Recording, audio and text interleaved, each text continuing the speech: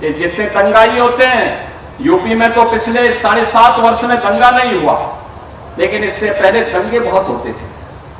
हर दूसरे तीसरे दिन एक दंगा होता था, महीनों महीनों चलता था, महीनों महीनों चलता था, कर्फ्यू लगा रहता था।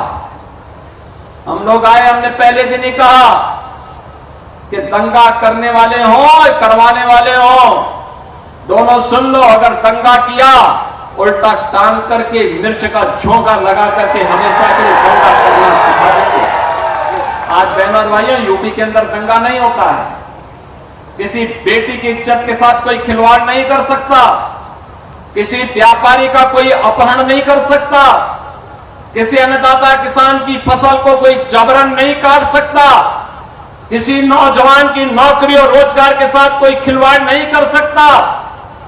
और अगर करेगा तो इसका भुक्तभोगी भी होगा। उसकी पूरी संपत्ति, 7 पीढ़ियों की पूरी संपत्ति ले ली जाती है और गरीबों में वितरित कर दी जाती है। और भाइयों, मैं सबसे पहले तो आपको धन्यवाद दूंगा कि 4 महीने पहले कांग्रेस की साजिश को आपने विफल करते हुए श्री नवीन जिंदल जी को चुनाव जिता करके देश की संसद में भेजा है। मैं आपसे पूछना चाहता हूं, कांग्रेस ने उस समय कुछ कहा था, देश की जनता से। उन्होंने कहा था कि भाजपा संविधान समाप्त कर देगी।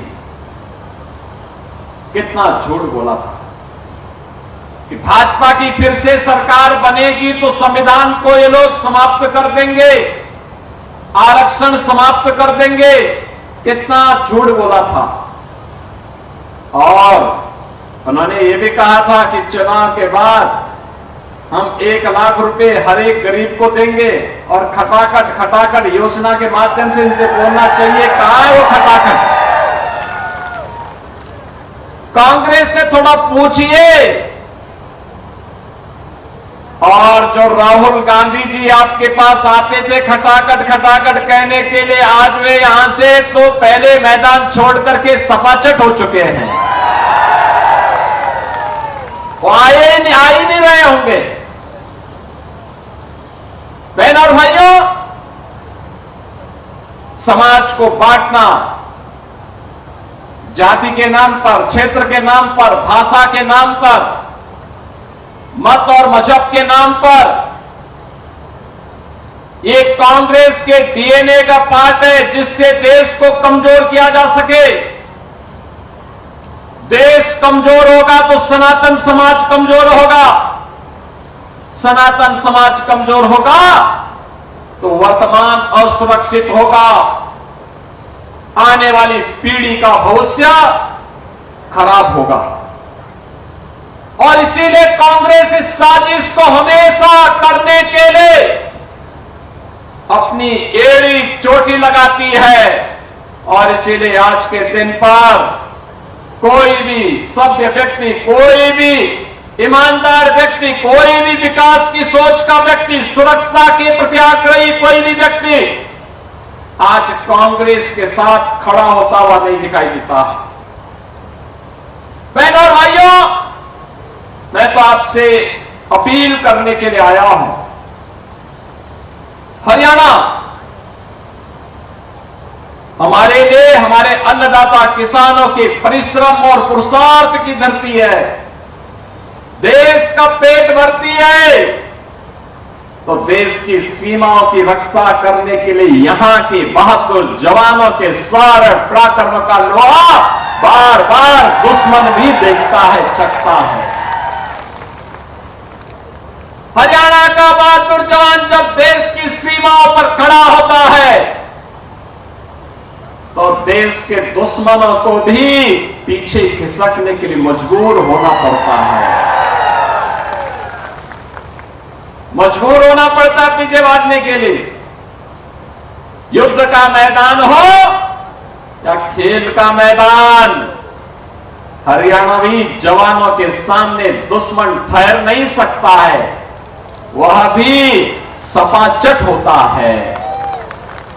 यहां का जवान किसान अपने पौरुष का, अपने पुरुषार्थ का परिचय देता है और बार बार एक बात का एहसास कराता है जो कुरुक्षेत्र के मैदान में भगवान श्री कृष्ण ने कहा था, परित्राणाय साधूनां विनाशाय च दुष्कृतां। सज्जनों का संरक्षण करेंगे लेकिन दुष्टों को हमेशा के लिए राम नाम सत्य की यात्रा में भेजेंगे। बहनों और भाइयों, डबल इंजन सरकार जब तक रहेगी हरियाणा के विकास पे कोई ग्रहण नहीं लगा सकता, कोई आपके विकास को रोक नहीं सकता। डबल इंजन सरकार की ताकत है। जो काम कांग्रेस 65 वर्षों में नहीं कर पाई, जो कार्य 500 वर्षों में नहीं हो पाया, उत्तर प्रदेश में मात्र 2 वर्ष में भारतीय जनता पार्टी की डबल इंजन की सरकार ने राम मंदिर का विवाद समाप्त करके अयोध्या में रामलला विराजमान हो गए हैं। आपने 22 जनवरी 2024 की तिथि देखी होगी। कौन ऐसा सनातन धर्मावलंबी रहा होगा, कौन ऐसा भारतवासी नहीं रहा होगा जिसने उस तिथि को देख करके, जिसके आंखों में खुशियों के आंसू न रहे हों, उसके अंदर इस बात का एहसास था कि मेरे प्रभु फिर से विराजमान हो रहे हैं अपनी जन्मभूमि अयोध्या धाम में। और उसके लिए एक तरफ प्रभु के विराजमान होने की खुशी थी, दूसरा अपने पूर्वजों के प्रति लिए गए संकल्प को पूरा करने की खुशी भी थी। जो आपके पूर्वजों ने कभी शपथ ली थी कि रामलला हम आएंगे, मंदिर वहीं बनाएंगे, ये खुशी भी थी। दोनों संकल्पों की पूर्ति डबल इंजन सरकार उत्तर प्रदेश के अंदर मात्र 2 वर्ष में कर दे रही है। बहनों और भाइयों, चाहे वह अयोध्या में राम जन्मभूमि पर भगवान राम के विराजमान होने का मामला हो, या फिर कश्मीर में धारा 370 को सदैव के लिए समाप्त करके आतंकवाद की जड़ों को हमेशा के लिए उखाड़ फेंकने का हो, प्रधानमंत्री मोदी जी के नेतृत्व में यह कार्य बखूबी हुआ है। आज कश्मीर में अभी परसों ही अंतिम चरण का चुनाव संपन्न हुआ है जम्मू के अंदर। हम विश्वास करेंगे वहां भी भारतीय जनता पार्टी की डबल इंजन की सरकार बनेगी। और बहनों भाइयों, भारतीय जनता पार्टी की डबल इंजन का मतलब सुरक्षा, सुशासन और विकास। याद करिए, कांग्रेस की सरकार के समय क्या होता था, कौन नहीं जानता है। बेटी सुरक्षित नहीं थी और व्यापारी का कोई सम्मान नहीं रह गया था। बहनों और भाइयों, कौन नहीं जानता है, आज से 14 वर्ष पहले मिर्चपुर में क्या हो गया था। दलित बेटी और पिता को एक साथ जला दिया गया था।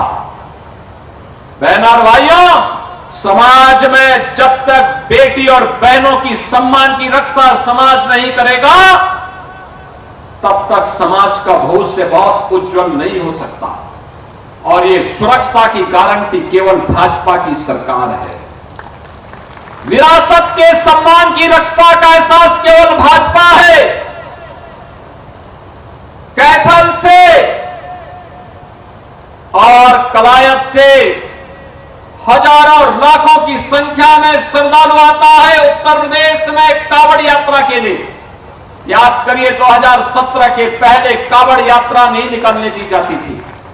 जब तक भाजपा की सरकार नहीं थी, कांग्रेस की और अन्य दलों की सरकारें थी, वे कावड़ यात्रा नहीं चलने देते थे। 17 में जब मैं आया, मैंने कहा ये कावड़ यात्रा क्यों नहीं चलती है। लोगों ने कहा कि कुछ लोगों को परेशानी होती है। तो मैंने कहा वे अपने घरों में रहे ना, कौन जरूरत है उनको बाहर निकलने की। जिनको परेशानी हो अपने घर में रहे, लेकिन कावड़ यात्रियों के मार्ग में कोई बाधा पैदा करेगा तो कठोरता पूर्वक हम कार्रवाई करेंगे।